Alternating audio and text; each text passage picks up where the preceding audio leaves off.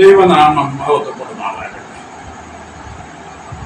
കൊളോസ്യ ലേഖനത്തിലെ 3-ാം അധ്യായത്തിൽ നിന്നും ചില ചിന്തകളാണ് എൻ്റെ മനസ്സിൽ വരുന്നത്. നാം രക്ഷയുടെ അനുഭവത്തിലേക്ക് വന്നിട്ടുണ്ട് എന്ന് വരികയും പരിശുദ്ധാത്മാവ് നമ്മെ നയിക്കുന്നുണ്ട് എന്ന് നമ്മൾ വിശ്വസിക്കുകയും നമ്മൾ അനുഭവിക്കുകയും ചെയ്യുന്നുണ്ട് എന്ന് വരികയും കൂട്ടായ്മയുണ്ട്, പ്രാർത്ഥനാ യോഗങ്ങൾ പങ്കെടുക്കുന്നുണ്ട്, സാക്ഷ്യ ജീവിതമൊക്കെ ഉണ്ട്. എങ്കിലും തന്നെയും നമ്മില് പഴയ മനുഷ്യൻ പിന്നെയും തെളിഞ്ഞും പൊളിഞ്ഞുമൊക്കെ പ്രവർത്തിക്കുന്നുണ്ട്. അത് നിമിത്തം പലപ്പോഴും അവൻ്റെ ചതിയിൽ നമ്മൾ കുടുങ്ങുകയും നമ്മൾ വീണു പോവുകയും ചെയ്യുന്നു.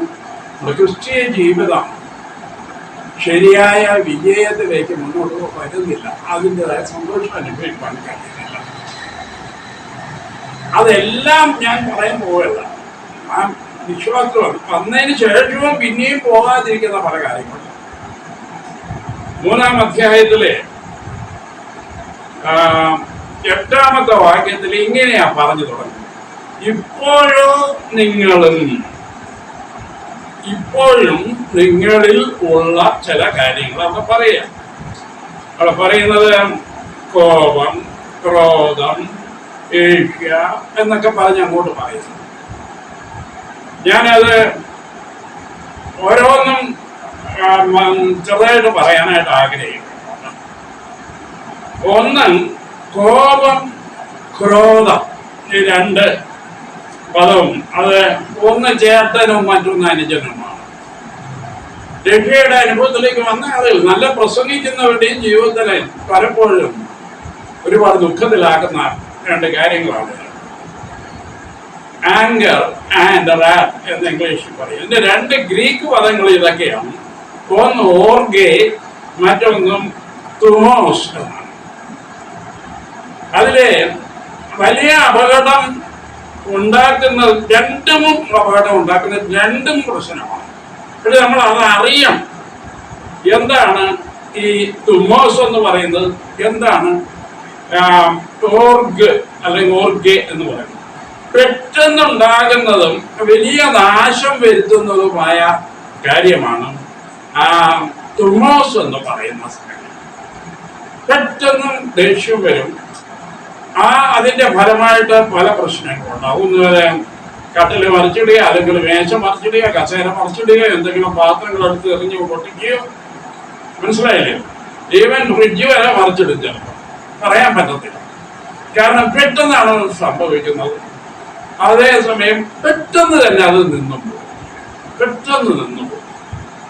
അതുകൊണ്ട് ഈ തുമോസ് എന്ന് പറയുന്നത് വേഗം ഉണ്ടാകുന്ന സംഗതി, അതായത് ക്രോധം, അത് പെട്ടെന്ന് പോവുകയും ചെയ്യും, വേഗം നിരപ്പുണ്ടാവില്ല. എന്നാൽ ചേട്ടനോ കോപം, അതായത് ഓർഗെ എന്ന് പറയുന്നത് അത് ഭയങ്കര ഇൻവെർട്രേറ്റാണ്, എന്ന് പറഞ്ഞാൽ പിടിച്ചു നിൽക്കുന്നതാണ്. അതങ്ങനെ എളുപ്പം അങ്ങോട്ട് പോകത്തില്ല, എളുപ്പം അങ്ങോട്ട് കാണിക്കത്തുമില്ല. മുഖം കനപ്പിച്ച് ഇരിക്കും. അങ്ങനെ വലിയ ആക്ഷനൊന്നുമില്ലെങ്കിലും അത് കുറച്ചു നേരം അങ്ങനെ ഇരിക്കും. അപ്പോസ്തലനായ പൗലോസ് എഫേസ്യ ലേഖനത്തില് 4-ാം അധ്യായം 26 പറയുന്നുണ്ട്, ഈ ഓർഗെ എന്നത് നിങ്ങൾ സൂര്യൻ അസ്തമിക്കുന്നതിന് മുമ്പേ, ഇരുട്ട് വീഴുന്നതിന് മുമ്പേ സെറ്റിലാക്കിക്കോണം. കാരണം ഇത് വർഷങ്ങൾ വരെ കൊണ്ട് നടക്കുന്നതാണ്. ഭയങ്കര ദോഷം ചെയ്യും.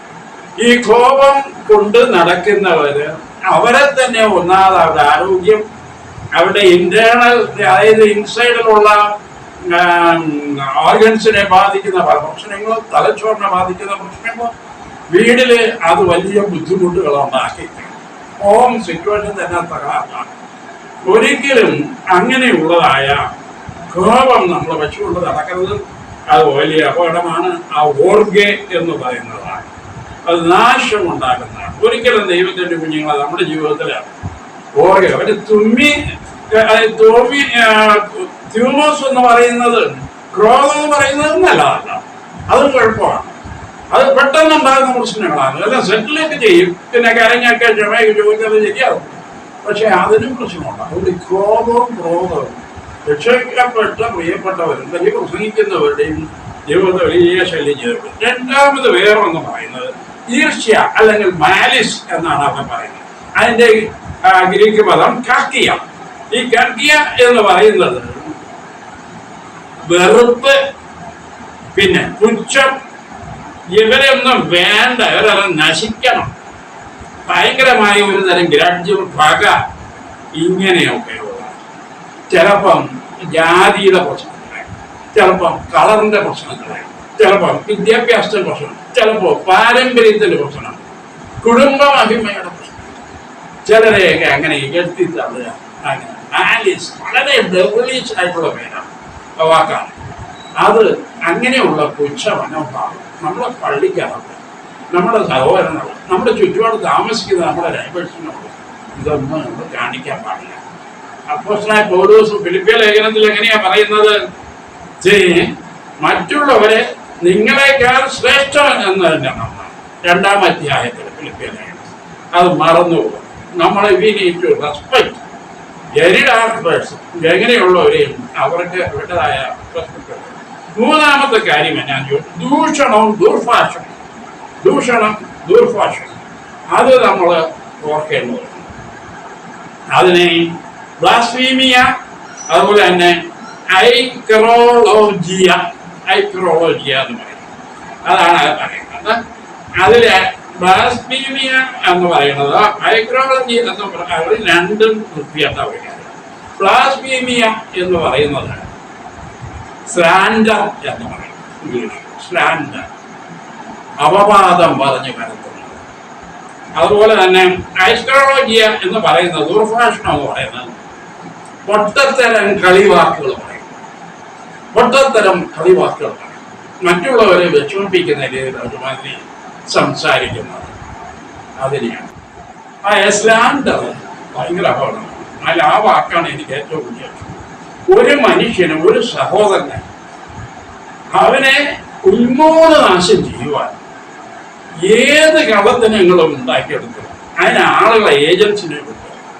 മോശമായ, അവനെ കൊന്നുകളയുന്ന രീതിയിലുള്ള തെറ്റായ, ഒട്ടും സത്യം അതിനകത്തില്ല, തെറ്റായ കഥകൾ പറഞ്ഞ് അവനെ തകർത്ത് കളയുക. സമൂഹത്തിൽ നിന്ന് അവൻ ഒറ്റപ്പെട്ടു പോകണം. അവൻ ഇനിയും പുൽപ്പുറ്റി കയറരുത്, അല്ലെങ്കിൽ അവൻ ഇനിയും പ്രസംഗിക്കരുത്, അല്ലെങ്കിൽ ഇനിയും കൂട്ടായ്മ വരരുത്, നശിച്ചു പോകണം എന്ന് ശത്രുതാ മനോഭാവത്തോടെ ചെയ്യുന്നത് സ്ലാൻഡർ ഭയങ്കര മോശമായ ഒരു കാര്യം. അത് രക്ഷിക്കപ്പെട്ടവരാണ് ഇത് ചെയ്യുന്നതെന്ന് പറയുമ്പോൾ ഭയങ്കര പാരഡോക്സാണ്. അത് ഭയങ്കര വിരോധാഭാസമായ കാര്യമാണ്. പ്രസംഗിച്ച് നടക്കുന്നവരാണ് ഇങ്ങനെയൊക്കെ കാട്ടുക എന്ന് പറയുന്നത് വലിയ സങ്കടമാണ്. അതും നമ്മൾ ഉപേക്ഷിക്കണം എന്നാണ് പറയുന്നത്. നാലാമത് കുടുംബത്തിലെ ഉള്ള കാര്യം ഫോഷ്ക്ക്. അത് നമ്മുടെ ജീവിതത്തിൽ ആവശ്യം. ഫോഷ്ക്ക് പറയുന്നവന് അഗ്നി നരകത്തിന് ഇടയാകുന്നതാണ് വെളിപ്പാട് പുസ്തകത്തിൽ നമ്മൾ വായിക്കുന്നത്. അതെ, ഫോഷ്ക്ക് ഒരു രസമായി കള്ളത്തനം പറഞ്ഞു നടക്കാൻ, കള്ളം പറയുക. അതിൻ്റെ എക്സാഗ്രേഷനും കള്ളമാണ്. പെരുപ്പിച്ചു പറഞ്ഞാലും കള്ളത്തനമാണത്. മനസ്സിലായില്ലേ? റിയൽ അല്ലാതെ നോ ഇല്ല എന്ന് പറയാനായിട്ട് നമ്മൾ പഠിക്കണം. കള്ളത്തനം പറഞ്ഞാൽ ദൈവത്തിന്റെ കുഞ്ഞുങ്ങളെ എന്നിട്ട് ഒടുവിൽ പ്രശ്നമായി പോലും പറയുന്നത് ഈ പഴയ മനുഷ്യനെ അതിന്റെ രാഗമോഹങ്ങളോടുകൂടി കുരിഞ്ഞങ്ങ് കളയണം എന്നാണ്. അത് തന്നെ ഒത്തിരി ബന്ധമാണ്. ദൈവകൃപ ആവശ്യമാണ്, പ്രാർത്ഥന ആവശ്യമാണ്, ഒരുപാട് കർത്താവിലുള്ള ആശ്രയം ആവശ്യമാണ്. എന്നാൽ മാത്രമേ ഈ കോപവും ക്രോധവും മാലിസും അല്ലെങ്കിൽ ഈർഷ്യ, അതുപോലെ ദൂഷണം, ദുർഭാഷണം ഇവയൊക്കെ തന്നെ നമ്മുടെ ജീവിതത്തിൽ നിന്ന് മാറ്റി വിജയം വരിക്കാൻ സാധിക്കുള്ളൂ. ഇത് നമ്മുടെ ജീവിതത്തിൽ നടപ്പിലാക്കുവാൻ കർത്താവ് നമ്മെ സഹായിക്കുമാറാകട്ടെ.